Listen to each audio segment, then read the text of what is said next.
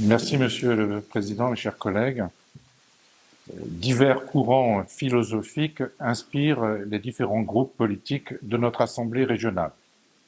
Je n'ai pas la prétention d'en avoir une compréhension exhaustive et je voudrais donc présenter par avance toutes mes excuses pour les oublis que vous allez, bien entendu, rectifier.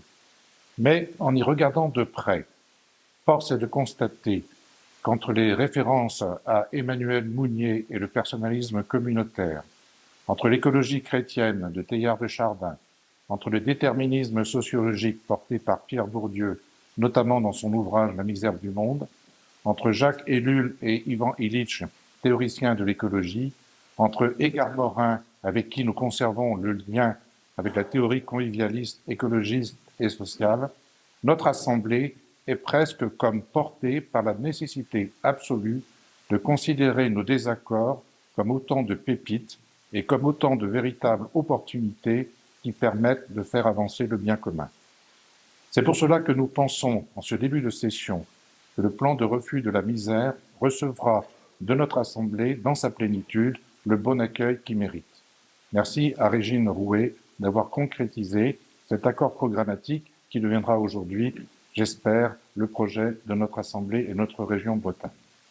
À n'en pas douter, le plan de refus de la misère est une innovation à laquelle nous aurons tous contribué. Dresser un bilan de ce qui est entrepris dans le champ de nos compétences régionales pour consolider d'abord et optimiser ensuite.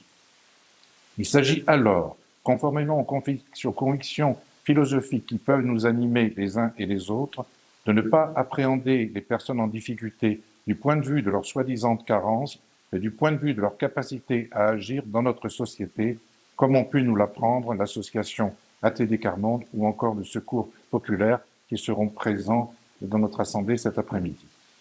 Transcender les conflits qui peuvent découler de l'altérité de nos positions philosophiques, c'est aussi s'accorder sur le refus de la violence. Par principe, toute politique digne de ce nom doit reposer sur l'acceptation de la main tendue. Il n'y a pas de démocratie si l'on dénie à une personne la faculté de désobéir à un ordre qu'il conteste. Le rapporteur spécial des Nations Unies sur la situation des défenseurs des droits de l'homme, Michel Forst, l'a souligné dans un récent entretien. Je le cite. On peut s'affranchir dans une certaine mesure de la loi lorsque l'on défend une cause d'intérêt général. Un grand nombre d'avancées en matière de droits humains dans le monde ont été obtenues grâce à des actes de désobéissance civile. Qu'on pense au général de Gaulle, à Martin Luther King, aux suffragettes, ces femmes qui défilèrent enchaînées et qui seront inquiétées par la justice pour avoir revendiqué leur droit de vote. Et dans le contexte national qui est le nôtre, on ne peut répondre à des actes de manifestation ou de désobéissance en déployant des moyens disproportionnés, comme cela fut récemment le cas à l'encontre d'individus dont la volonté était de manifester contre un trou creusé en pleine région poitevine. Nous ne pouvons regretter aussi que notre vœu sur les métabolites n'ait reçu aucun écho et aucune réponse aujourd'hui des autorités. Rappelons-nous alors les paroles de Stéphane Hessel, l'un des membres éminents du Conseil national de la résistance.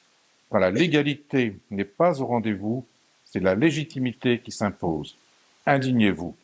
Alors indignons-nous, sans violence, ni militante, ni institutionnelle, mais indignons-nous. Je vous remercie.